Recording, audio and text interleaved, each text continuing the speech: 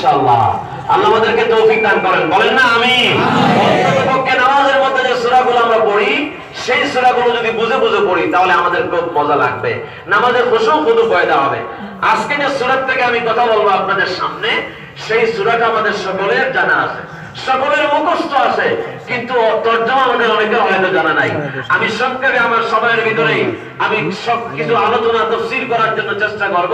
আপনারা যদি তরজমার দিকে খেয়াল রাখেন, তাফসীরের দিকে খেয়াল রাখেন, আর নামাজে যখন দাঁড়াবেন, নামাজে দাঁড়ায় দাঁড়ায় অর্থের দিকে খেয়াল করে করে পড়েন, আমাদের নামাজে খুশু খুদু পয়দা হবে, আল্লাহর ভয় আসবে, নামাজ আল্লাহর দরবারে মঞ্জুর হয়ে যাবে। আল্লাহ আমাদেরকে সেই সূরাটা বোঝার তৌফিক দান করেন, বলেন না আমিন। এই সূরাটা এতই গুরুত্বপূর্ণ, কোরআনে কারীমের যে 114টা সূরা আছে, এই সূরাটা এত গুরুত্বপূর্ণ, এই সূরাকে উম্মুল কোরআন বলা হয়েছে, কোরআন শরীফের মা। এই সূরাকে খুলাসাতুল কোরআন, কোরআনের সারসংক্ষেপ বলা হয়েছে। মাত্র 7টা আয়াত আছে এই সূরার ভিতরে, কিন্তু এই 7 আয়াতের ভিতরে আল্লাহ 30 পারা কোরআন ঢুকাইয়া দিয়েছেন। সুবহানাল্লাহ বলবেন না? এই 7 আয়াতকে তাফসীর করলে 30 পারা কোরআন হয়ে যায়, আর 30 পারা 113টা সূরাকে খোলাসা করলে, সামারাইজ করলে এই 7টা আয়াত হয়ে যাবে। এত গুরুত্বপূর্ণ সূরা। সূরার অনেক নাম আছে, একটা নাম হলো সূরাতুশ শিফা, এটা হচ্ছে শিফার সূরা।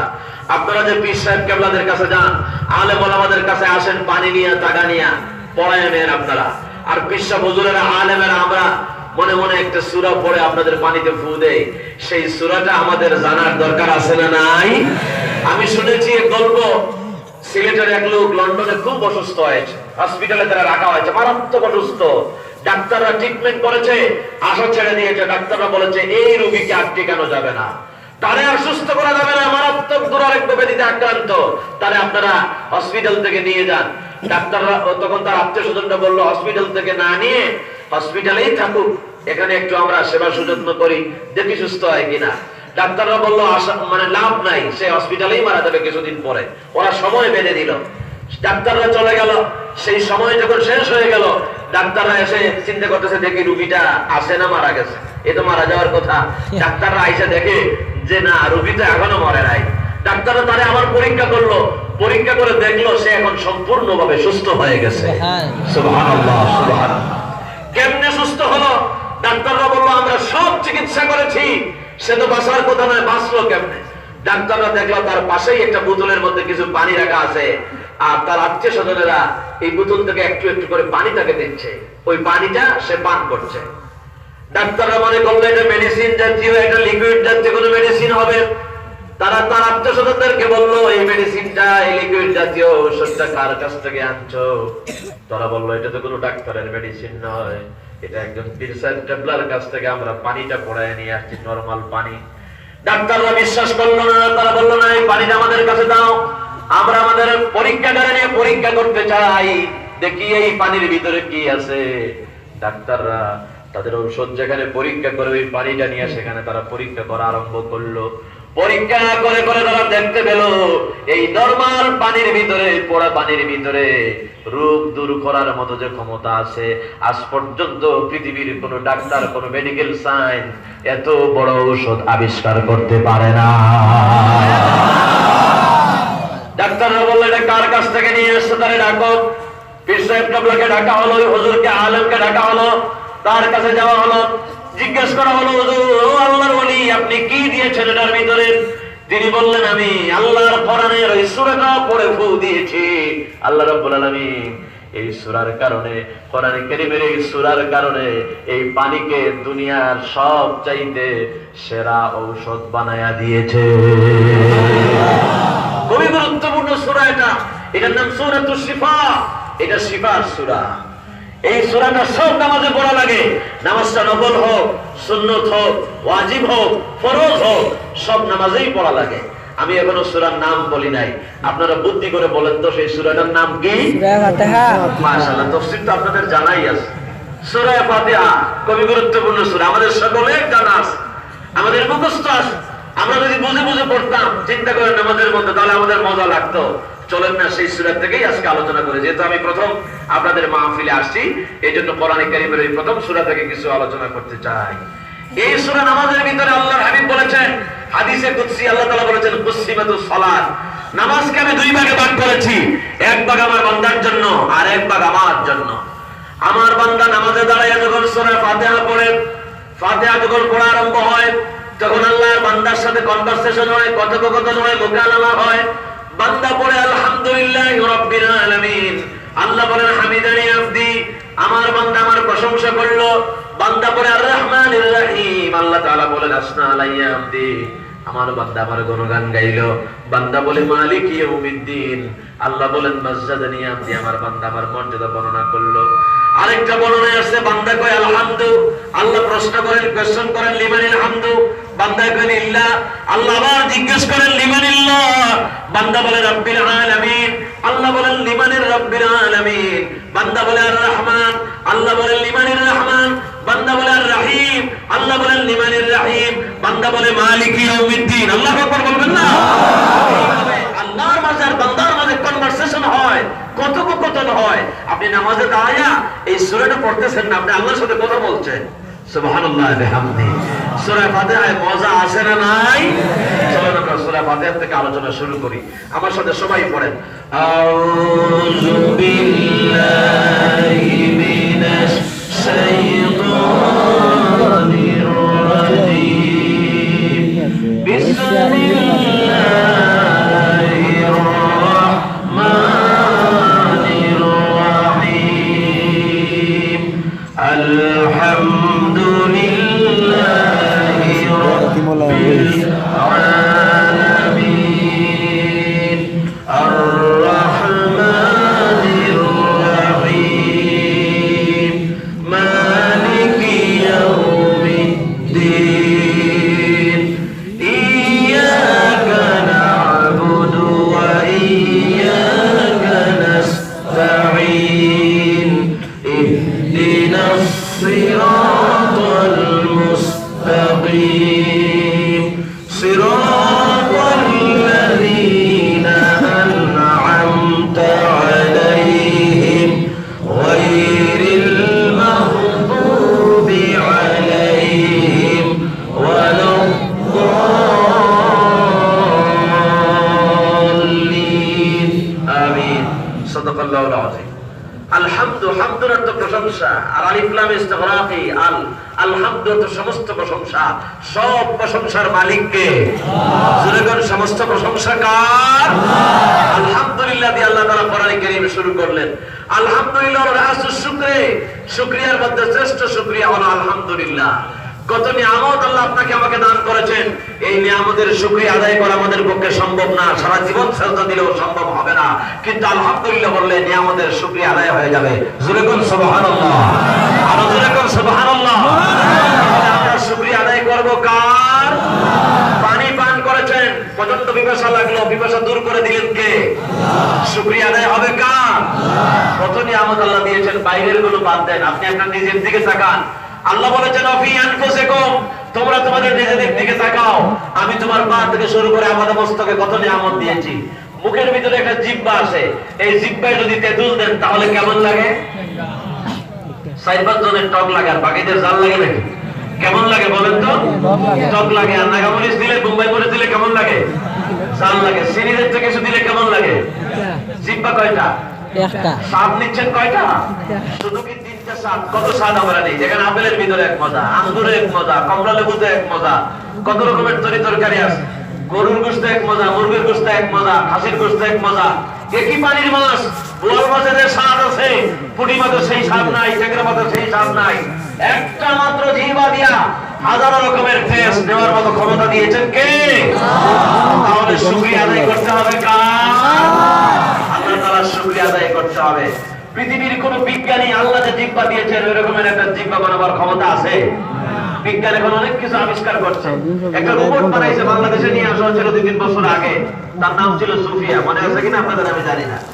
সেই সুফিয়া একটা রোবট মানুষের সাথে, বাংলাদেশের প্রধানমন্ত্রীর সাথে কথা বলতো একদম মানুষের মতো, হুবহু। প্রধানমন্ত্রী যারা প্রশ্ন করে সে আনসার করে, ইলেকট্রনিক এবং প্রিন্ট মিডিয়ার সাংবাদিকেরা তারা কোয়েশ্চন করে, ওই রোবট তাদের আনসার করে, মানুষের মতো একদম জবাব দিয়ে দেয়। চিন্তা করেন মানুষ কত কিছু আবিষ্কার করছে, বিজ্ঞানের চরম উৎকর্ষ সাধিত হয়েছে এই যুগে। কাজী নজরুল ইসলাম বলেছিলেন বিশ্ব নিখিল দেখবো আমি আপন হাতের মুঠোয় পড়ে। আজকে পৃথিবীটা আপনারা মোটামুটি করছেন করে, আমি কি আলোচনা শেষ করে দেবো? জি একটু কষ্ট করেন, একটু ধৈর্য ধরেন, আমি 11টার মধ্যে শেষ করবো ইনশাআল্লাহ। আপনারা যদি উঠাবেন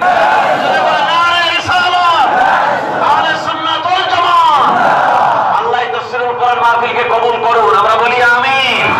তাহলে আমরা সব সময় শুকরিয়া আদায় করব কার? আমরা বললাম আলহামদুলিল্লাহি রাব্বিল আলামিন। সবাই পড়েন আলহামদুলিল্লাহি রাব্বিল আলামিন। সমস্ত প্রশংসা আল্লাহর জন্য, যিনি হচ্ছেন জগৎ সমূহের রব। আল্লাহ হচ্ছেন আমাদের রব। আল্লাহ আমার রব, এই রবই আমার, এই রবই আমার সব। আল্লাহ তাআলাকে আমরা রব বললাম, আল্লাহর যে জাতি নাম আল্লাহ, এরপরে সিফাতে 99টা নাম আছে। এই সিফাতি নামের ভিতরে সবচেয়ে গুরুত্বপূর্ণ নাম হচ্ছে রব। আল্লাহ তাআলা আমাদের রব। এই পৃথিবীতে আসার আগে আমরা আরো 2টা জগৎ পাড়ি দিয়ে আসছি। ওই 2 জগতে আল্লাহ আমাদের রব ছিলেন। 1 নম্বর জগৎ হলো আল্লাহ রূহের জগৎ। আল্লাহ রাব্বুল আলামিন প্রশ্ন করলেন আলাস্তু বিরাব্বিকুম, আমি কি তোমাদের রব? আমরা বললাম ক্বালু বালা, হে আল্লাহ আপনি হলেন আমাদের রব। 2 নম্বর জগৎ হলো আলমে আরহাম, প্রেমের জগৎ, মায়ের পেটের জগৎ। মায়ের পেটের জগৎ আল্লাহ তাআলা আমাদের রব ছিলেন। আমাদের কোনো অস্তিত্ব ছিল না। সবেগে নির্গত এক ফোঁটা নাপাক পানি, ওই নাপাক পানিকে মায়ের পেটের ভিতরে আল্লাহ জমাট বাঁধা রক্ত করলেন। ওই জমাট বাঁধা রক্তটা আস্তে আস্তে গোশতের টুকরায় পরিণত হয়ে গেল। গোশতের টুকরাকে আল্লাহ তাআলা বডি স্ট্রাকচার বানালেন, হাত দিলেন, পা দিলেন, এক একজনকে আল্লাহ এক এক আকৃতি দান করলেন। ফি আইয়ি সূরাতিন এই পৃথিবীতে 800 কোটির উপরে মানুষ বসবাস করে। আপনারা বলেন তো, একজন মানুষের চেহারার সাথে আরেকজন মানুষের চেহারার কোনো মিল আছে নাকি? ভিন্ন ভিন্ন আকৃতি দিয়া আপনাকে আমাকে তৈরি করেছেন কে? নাম হচ্ছে রব। একজন মানুষের আঙ্গুলের রেখার সাথে আরেকজন মানুষের আঙ্গুলের রেখার মিল নাই। আমরা পাসপোর্ট করতে গেলে যে ফিঙ্গারপ্রিন্ট দেই, বিদেশে যাওয়ার সময় আঙ্গুলের ছাপ নেয় এয়ারপোর্টে। জমিনে স্টাডি করতে গেলে অথবা বুট দিতে গেলে আঙ্গুলের ছাপ দেয় না আপনাদের এলাকায়? আঙ্গুলের ছাপ কেন নেয়? কারণ একজন মানুষের আঙ্গুলের রেখার সাথে আরেকজন মানুষের আঙ্গুলের রেখার কোনো মিল নাই। এইভাবে ভিন্ন ভিন্ন ভাবে আমাদেরকে মায়ের পেটের ভিতরে আল্লাহ তাআলা তৈরি করেছেন। মায়ের পেটে আল্লাহ রব ছিলেন। এই দুনিয়াতে আসলাম, এটা হলো আলমে দুনিয়া। দুনিয়ার মধ্যে আমরা সব চাইতে বেশি রবের তাসবিহ করি। নামাজের মধ্যে আমরা যখন দাঁড়াই, নামাজের ভিতরে সব চাইতে রবের তাসবিহ। যখন আমরা রুকুতে চলে যাই, রুকুতে গিয়ে বলি সুবহান রাব্বিয়াল আযীম, রাব্বিয়াল আযীম, রবের বরত্ব ঘোষণা করি। আবার যখন রুকু থেকে দাঁড়ায় যাই, দাঁড়ায় বলি রব্বানা লাকাল হামদ, রবের প্রশংসা করে দাঁড়ায় যাই। আবার যখন সিজদায় গেলাম, সিজদায় গিয়ে রবের তাসবিহ করছি, আমরা পড়ছি সুবহান রাব্বিয়াল আ'লা, রাব্বিয়াল আ'লা বললাম। এইভাবে 5 ওয়াক্ত নামাজের ভিতরে কম 288 বার আমরা আল্লাহর রব বলি। আমাদের ভিতরে কমপক্ষে 288 বার আল্লাহকে রব বলছি। আবার নামাজের পরে আমরা মুনাজাত করি, যত দোয়া আল্লাহ তাআলা আমাদেরকে শিখিয়ে দিয়েছেন। কোরআনে কারীমে 40টা দোয়া আছে, 40টা দোয়া আল্লাহ শিখিয়েছেন। আমাদের রব বলে ডাক, আমাদের রব বলে ডাকো, আমি তোর ডাকে সাড়া দিব। বাবা তোমার মা হাওয়াকে আল্লাহ জান্নাত থেকে বের করে একজনকে আল্লাহ শ্রীলঙ্কায় পাঠালেন, আরেকজনকে আল্লাহ রাব্বুল আলামিন মা হাওয়াকে জিন্দায় পাঠালেন। দীর্ঘদিন কান্নাকাটি করার পর আরাফার ময়দানে তারা দাঁড়ায় দোয়া করলেন। আল্লাহ তাআলা দোয়াটা কোরআনে কারীমে উঠায় দিলেন। তারা দোয়া করেছিলেন রব্বানা যালামনা, পড়েন সবাই, রব্বানা যালামনা আনফুসানা ওয়া ইল্লাম তাগফির লানা ওয়া তারহামনা লানাকুনান্না মিনাল খাসিরিন। রব্বানা বলে আল্লাহরে ডাকলেন। আল্লাহ তাআলা বাবা আদম আর মা হাওয়াকে ক্ষমা করে দিলেন।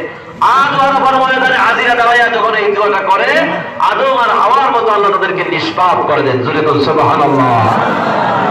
দুনিয়ার কল্যাণ চান, আখিরাতে জাহান্নামের আগুন থেকে বাঁচতে চান, কোন দোয়া করবেন? আল্লাহ তাআলা শিখিয়ে দিলেন রব্বানা আতিনা ফিদ দুনিয়া হাসানাতাও ওয়া ফিল আখিরাতি হাসানা ওয়া কিনা আযাবান নার। সবাই পড়েন রব্বানা আতিনা ফিদ দুনিয়া حسنة وفي الآخرة حسنة وقنا عذاب النار বলেন আমিন আপনি আপনার স্ত্রীর জন্য দোয়া করবেন সন্তানের জন্য দোয়া করবেন কোন দোয়া করবেন আমার আল্লাহ শিখিয়ে দিলেন ربنا هب لنا من أزواجنا وذرياتنا قرة أعين وجعلنا للمتقين إماما বলেন না আমিন এই রব্বানা দিয়ে 40টা দোয়া আছে কোরআন শরীফে সূরা বাকারার শেষ আয়াতকে নূর বলা হয়েছে আবার সূরা ফাতিহাকে নূর বলা হয়েছে আল্লাহর হাবিব বলেছেন দুইটা নূর আল্লাহ তাআলা কোরআনে কারীমে দিয়েছেন একটা হলো বাকারার শেষ আয়াত আর একটা হলো সূরা ফাতিহা সূরা বাকারার শেষ আয়াতে আল্লাহ দোয়া শিখিয়ে দিয়েছেন ربنا لا تؤاخذنا إن نسينا أو أخطأنا ربنا ولا تحمل علينا إصرا كما حملته على الذين من قبلنا ربنا ولا تحملنا ما لا طاقة لنا به واعف عنا واغفر لنا وارحمنا أنت مولانا فانصرنا على القوم الكافرين বলেন আমিন এই 40টা দোয়া আছে রব্বানা তাকাব্বাল মিন্না ইন্নাকা আনতাস সামিউল আলিম শেষে পড়বেন আবার রব্বানা লা তুযিগ কুলুবানা বা'দা ইয হাদাইতানা 40টা দোয়ার আগে রব্বানা আছে রব্বানা বলে আল্লাহরে ডাকলে আল্লাহর দরবারে দোয়া মঞ্জুর হয় আল্লাহ হচ্ছেন আমাদের রব দুনিয়ায় যদি আল্লাহর রব বলেন কবরে যাওয়ার পর সর্বপ্রথম প্রশ্ন করা হবে আমার রব্বুকা তোমার রব কে দুনিয়ায় আল্লাহর রব মানলে কবরে গিয়ে বলবো রব্বি আল্লাহ আমাদের রব হচ্ছেন আল্লাহ এইজন্য যতই কষ্ট হোক বিপদ হোক মুসিবত হোক বিপদ আপদ বালা মুসিবত আসতেই পারে এটা আগেও এসেছিল ফেরাউন বলেছিল আনা রাব্বুকুমুল আলা আমি হইলাম বড় রব আমারে রব মানো আপনারা চিন্তা করেন ফেরাউন কি জালেম ছিল এলাকার জনগণ তারে ভয়ে ভয়ে রব মানছে কিন্তু ফেরাউনের স্ত্রী তারে রব মানে না মাসে তারে রব মানে না মাসে তার দুইটা সন্তান তারে রব মানে না ফেরাউন এই চারজনকে ডাকলো আর বলল তোমরা আমার রব মানো না কেন তারা বলল হায়াত আর মওতের মালিক ছাড়া আর কেউ রব হতে পারে না ফেরাউন বলল আমিও হায়াত দিতে পারি আমিও মওত দিতে পারি একটা লোককে মেরে ফেললো আরেকটারে ছেড়ে দিল আসিয়ারে বলল দেখ আমি একজনকে বাঁচাইলাম আর একজনকে মারলাম তাহলে এবার আমার রব বল আসিয়া কয় ঠিক আছে যারে তুমি শহীদ করেছো তারে যদি জিন্দা করতে পারো তাহলে তোমার রব মানতে পারি ফেরাউনের বাবার ক্ষমতা আছে জিন্দা করা জিন্দা করেন কে যখন মৃত্যুর পর জিন্দা করেন কে ফেরাউন এবার আটকে গেল সে বলল না আমার রব মানবে না যুবকদেরকে ডাকলো আর বলল আগুন জ্বালাও ফেরাউনের যুবকরা আগুন জ্বালাও আগুন যখন দাও দাও করে জ্বলে উঠলো ফেরাউন এবার বললো আগুনের উপরে কড়াই বসাও আগুনের উপরে কড়াই বসানো হলো কড়াইয়ের মধ্যে তেল ঢালা হলো তেলগুলো যখন গড়বড় করে উতরাচ্ছে ফেরাউন এবার মাসেদার দুইটা সন্তানকে বললো তোমরা আমার উপর ঈমান আনো আমার রব মানো না হলে আগুনের ভিতরে তোমাদেরকে ছেড়ে দেব এই দুইজন ঘোষণা করলো আল্লাহ ছাড়া আর কেউ রব হতে পারে না ফেরাউন রাগান্বিত হয়ে দুইজনকে আগুনের ভিতরে ছেড়ে দিল প্রচন্ড উত্তপ্ত তেলের ভিতরে নিক্ষেপ করলো মাসেদার সামনেই তার কলিজার টুকরা সন্তান শহীদ হয়ে গেল এবার ফেরাউন মাসেদাকে বললো মাসেদা আমি তোকে লালন পালন করেছি আমার সন্তানের মতো স্নেহ করি একটা বার তুই আমার রব বল হযরত আসিয়ার সামনে মাসেদাকে যখন বলা হলো যে তুই আমার রব বল মাসেদাকে আমার সন্তানগুলি শহীদ হয়ে গেছে আমাদের মরণের ভয় দেখাইও না আমিও শহীদ হওয়ার জন্য প্রস্তুত হয়ে গেলাম এবার মাসেদাকে যখন ওই আগুনের ভিতরে নিক্ষেপ করা হবে মাসেদা আসিয়ার ডাকতে বলে মা আসিয়া তুমি ভয় পাইও না একটু আগেই আমার কলিজার টুকরা নিজের সন্তানকে এই আগুনে নিক্ষেপ করা হয়েছে আমি তাকায় যায় দেখতেছিলাম আমার সন্তানগুলি শহীদ হয়ে গেছে আর জান্নাতের দুইটা পাখি হয়ে জান্নাতের ডালে ডালে উড়ে বেড়াচ্ছে মাসিয়া তুমি ভয় পাইও না আমিও প্রস্তুত হয়ে গেলাম শহীদ হওয়ার জন্য মাসেদাও শহীদ হয়ে গেলেন এবার ফেরাউন আসিয়াকে বলল আসিয়া তুই আমার প্রাণের প্রিয় তোমার স্ত্রী তুই একটা বার শুধু আমার রব বল আসে একটা আঙ্গুল উঁচু করে কয় আহাদ আহাদ লা ইলাহা ইল্লাল্লাহ লা ইলাহা ইল্লাল্লাহ লা ইলাহা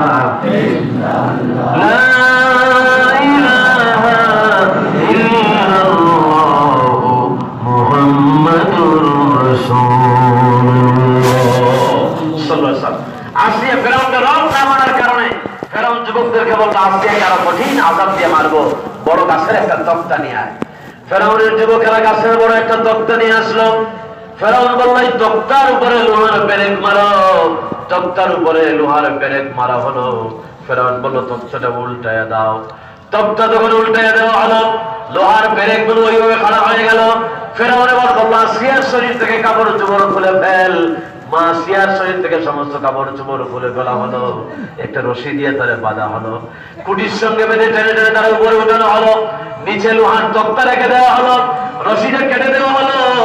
মা আসিয়ার সমস্ত শরীরটা লোহার পেরেকের উপরে পড়ে গেল। রক্ত ঝরতেছে, জমিন লাল হয়ে যাচ্ছে। ফেরাউন যুবকদেরকে বললো আসিয়ারে পিটাইতে থাক লাঠি দিয়া, যতক্ষণ পর্যন্ত না মরে ততক্ষণ পর্যন্ত তোমরা আঘাতের পর আঘাত করতে থাকো। ফেরাউনের যুবকেরা মা আসিয়াকে আঘাত করতেছে। এবার তার শরীর থেকে গোস্তির টুকরা উড়ে উড়ে চলে যাচ্ছে। হযরতে আসিয়া আর সহ্য করতে পারেন না। এবার মাওলারে তিনি বলেন আল্লাহ তুমি আমাদের শাহাদাতের পেয়ালা নসিব করো। আমার আল্লাহ এবার আসমানের ফেরেশতাদেরকে বললেন ও আসমানের ফেরেশতারা, ও জান্নাতের ফেরেশতারা, জান্নাতের যতগুলি দরজা আছে ওপেন করে দে। আসমানের যত দরজা আছে সব দরজা খুলে দাও। আসমানের ফেরেশতারা আসমানের দরজা খুলে দিল। জান্নাতের ফেরেশতারা জান্নাতের সব দরজাগুলি খুলে দিল। আমার আল্লাহ বলেন আমার বান্দি আসিয়ার রূহ এখন বের হয়ে আসবে। জান্নাতের যেই দরজা দিয়ে খুশি সেই দরজা দিয়ে যেন আমার বান্দির রূহটা প্রবেশ করতে পারে। হযরত আসিয়া রব মানছেন কারে? আল্লাহ রাব্বুল আলামিন কোরআন কারীমের মধ্যে বলেন ইন্নাল্লাযীনা ক্বালু রাব্বুনাল্লাহ সুম্মা ইসতাকামু তাতানাজ্জালু আলাইহিমুল মালাইকা আল্লা তাখাফু ওয়া লা তাহজানু ওয়া আবশিরু বিল জান্নাতিল্লাতী কুনতুম তুআদুন। আল্লাহু আকবার। আল্লাহ যারা বলে আল্লাহ আমার রব সুম্মা ইসতাকামু, আল্লাহর রুবুবিয়তের উপর কায়েম থাকে, তাদের মরণের সময় জান্নাত তুলে ধরা হয়। ফেরেশতারা বলে ওয়াবশিরু বিল জান্নাহ, এই জান্নাতের সুসংবাদ গ্রহণ করো যে জান্নাতের ওয়াদা আল্লাহ করেছিলেন। তাহলে যতই কষ্ট হোক, যতই মুসিবত আসুক, বিপদ আসুক, আমরা দুনিয়ার মানব একমাত্র কারে? আল্লাহ হচ্ছেন আমাদের রব। সূরা ফাতিহায় আমরা বললাম আলহামদুলিল্লাহি রাব্বিল আলামিন, সমস্ত প্রশংসা ওই আল্লাহর জন্য যিনি জগৎ সমূহের রব। জগৎ কত? তাফসীরে রুহুল মানির মধ্যে আছে আল্লাহর জগৎ হলো 40,000-এর উপরে। সুবহানাল্লাহ বলবেন না? পৃথিবী একটা ছোট্ট জগৎ, সূর্য একটা জগৎ, গ্রহ নক্ষত্র সৌররাজি প্রতিটা আলাদা আলাদা জগৎ। এরকম একটা দুইটা না, 40,000 জগৎ আছে। সব জগতের রব কে? সূরা ফাতিহার 2 নম্বর আয়াতে বললাম আর রহমান আর রহিম, তিনি হচ্ছেন রহমান এবং রহিম। আর রহমানুর রহিম, পরম দাতা এবং দয়ালু। রহমান অর্থ দয়ালু, রহিম অর্থ দয়ালু। তাফসীরের মধ্যে আছে রহমানিয়াত দুনিয়া, দুনিয়া আল্লাহ সবার জন্য রহমান, সবাই আল্লাহ সমানভাবে দান করেন। যে আল্লাহরে ডাকে আল্লাহ তারেও দেয়, যে ডাকে না নাফরমান তারেও আল্লাহ রাব্বুল আলামিন দান করেন। আপনার জমিনে যেই পরিমাণ দান হয় অন্য ধর্মাবলম্বী ভাইদের জমিনেও সমান সমান হয়। আপনি চিন্তা করতে পারেন আমি নামাজ পড়ি, আমি আশিকে রাসূল, আমি আল্লাহর গোলামি করি, আল্লাহর দাসত্ব করি, আমার আল্লাহ যে পরিমাণ দেয় আল্লাহরে ডাকে না তারেও আল্লাহ রাব্বুল আলামিন সেই পরিমাণ দেয়। এটা কোনো কথা হইল নাকি?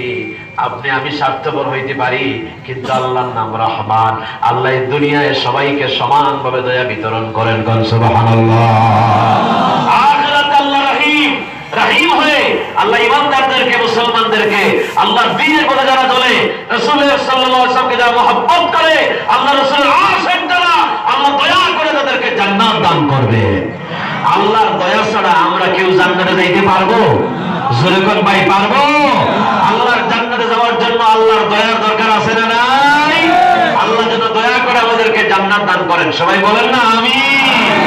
বান্দা যখন নামাজের মধ্যে আর রহমান আর রহিম পড়ে, আল্লাহ বলেন ফেরেশতারা তাকায় দেখ আমার বান্দা আমার গুণগান গাইবাস না, আলাইয়া আব্দি বান্দা যখন পড়ে মালিক ইয়াউমিদ্দিন, আল্লাহ বলেন মাসজাদানি আবদি, আমার বান্দা আমার মর্যাদা বর্ণনা করলো। সূরা ফাতিহার প্রথম 3 আয়াতে আল্লাহর পরিচয়, 4 নম্বর আয়াতে আবার বান্দাদের পরিচয় দিচ্ছে, ইয়াকা না'বুদু ওয়া ইয়াকা নাস্তাঈন। আমরা একমাত্র ইবাদত করি কার? আল্লাহ তাআলার গোলামি করার জন্য আল্লাহ আপনাকে আমাকে বানিয়েছেন। একটু শরীরের দিকে তাকান। এই যে কোমরে আল্লাহ কবজা দিলেন, হাঁটুতে আল্লাহ জোড়া দিলেন, হাতের মধ্যে 6টা জোড়া দিলেন, এত জোড়া আল্লাহ দিয়েছেন শুধুমাত্র তার গোলামি করার জন্য। আল্লাহর গোলামি করার সবচেয়ে শ্রেষ্ঠ মাধ্যম হচ্ছে সালাত বা নামাজ। নামাজ দিয়ে যেভাবে আল্লাহর গোলামি করা যায়, অন্য ইবাদত দিয়ে ওইভাবে আল্লাহর গোলামি করা যায় না। এবার নামাজ পড়তে হলে আমাদের শরীরের কায়দা চিন্তা করেন কি সিস্টেম আল্লাহ বানাইছেন। যদি কোমরে জোড়া না থাকতো আল্লাহর রুকু করতে পারতাম না, যদি হাঁটুতে জোড়া না থাকতো মাওলার সিজদা দিতে পারতাম না। এইজন্য আল্লাহ এতগুলো জোড়া দিয়েছেন। যখন আপনি সিজদা দিবেন এই কল্পনা করবেন এই কপালটা যে আল্লাহ দিয়েছেন আমাদেরকে শুধুমাত্র তার সিজদা দেওয়ার জন্য। কপালের উপরে কোনো চুল নাই, নাকের উপরে কোনো চুল নাই, হাতের তালুতে আমাদের কোনো চুল নাই। দেখেন এদিকে দাড়িতে আল্লাহ চুল গজায় দিয়েছেন, আবার মাথার উপরেও চুল আছে। গরু ছাগলের কপালে লোম আছে কিন্তু মানুষের কপালে লোম নাই। কেন আল্লাহ তাআলা খালি রেখে দিলেন? এই কল্পনা করবেন যখন আপনি সিজদা দিবেন, এই কল্পনা করবেন আমার কপাল আর নাক আমি যেখানে রাখতেছি ওখানে আমার আল্লাহর কুদরতি পা আছে। আল্লাহর কুদরতি পায়ের উপর কপাল আর নাকটা রেখে দিয়ে বলতেছি, মাওলা আমরা একমাত্র শুধু তোমার গোলাম। সুবহানাল্লাহ।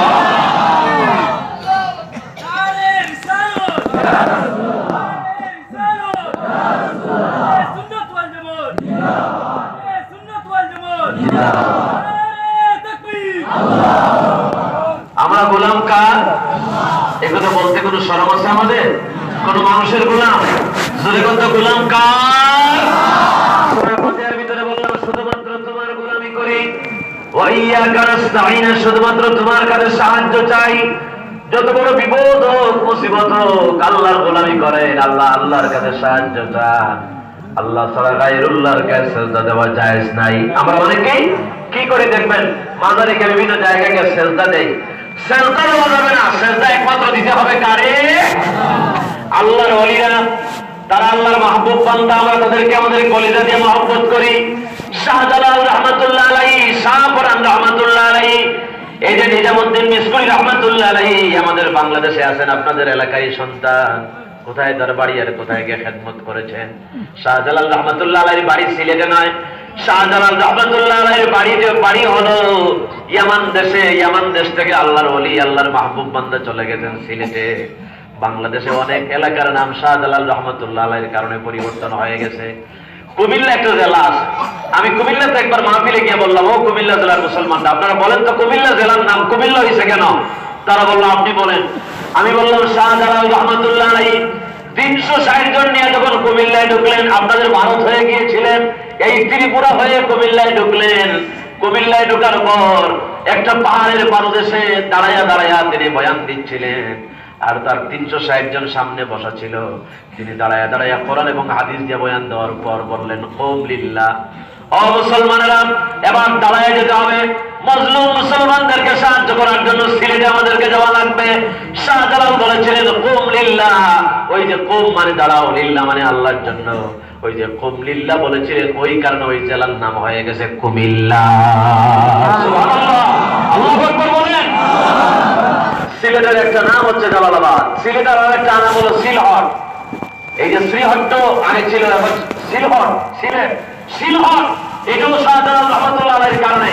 সেই সময় জাদুকররা জ্যোতিষীরা বলল জাদু দিয়ে শাহজালালকে আটকাতে হবে। শাহজালাল রাহমাতুল্লাহ আলাইহি যখন আসছেন গড়গোবিন্দ তখন জাদু দিয়া, ওই যে জ্যোতিষীদেরকে জাদুকরদেরকে দিয়া জাদুমন্ত্র দিয়া শাহজালালকে আটকানোর জন্য পাথর ছাড়লো, জাদুর পাথর। শাহজালাল রাহমাতুল্লাহ আলাইহির হাতে লাঠি ছিল, পাথরকে শিল বলে, শিল। তিনি বলেছিলেন শিল হট। ওই যে হাতের লাঠি দিয়া শিল হট বলছিলেন, মানে পাথর সব। এই যে শিল হট বলছিলেন, এই কারণে এলাকার নাম হয়ে গেছে সিলেট। সুবহানাল্লাহ বলবেন না আপনারা? আরেক নাম হচ্ছে জালালাবাদ। সুরমা নদী ছিল, এখনো সিলেট শহরের মাঝখানে সুরমা নদী। বন্ধ করে দেওয়া হয়েছে, শাহজালালকে আসতে দেওয়া হবে না। শাহজালাল রাহমাতুল্লাহ আলাইহির সাথে ছিল জায়নামাজ, নৌকা নাই, জায়নামাজ আল্লাহর ওলি শাহজালাল নদীতে বিছায়া দিয়েছেন। আল্লাহ রাব্বুল আলামিন ওই জায়নামাজকে বিশাল নৌকা বানায়া দিয়েছে। 360 জন নিয়ে ওই জায়নামাজ মার্কা নৌকা দিয়া পানি দিয়ে ওপরে চলে গেলেন। এবার শাহজালাল রহমাতুল্লাহ আলাইহি দাঁড়িয়ে বললেন, যার জীবনে আসর অথবা ফজরের নামাজ কাজা হয় নাই, আমার 360 জনের ভিতরে এমন কেউ আছে নাকি, আমি একজনকে দেখতে চাই। কেউ সাহস করলো না। ভারতের এক রাজ্যের সিভাসালার ছিলেন নাসিরউদ্দিন রহমাতুল্লাহ আলাইহি, শায়েস্তাগঞ্জের মুড়াবনে তার মাজার আছে। তিনি দাঁড়িয়ে বললেন, হুজুর আমার যদ্দূর মনে পড়ে আমি নামাজ কাজা করি নাই। শাহজালাল রহমাতুল্লাহ আলাইহি বললেন, তুমি আযান দাও।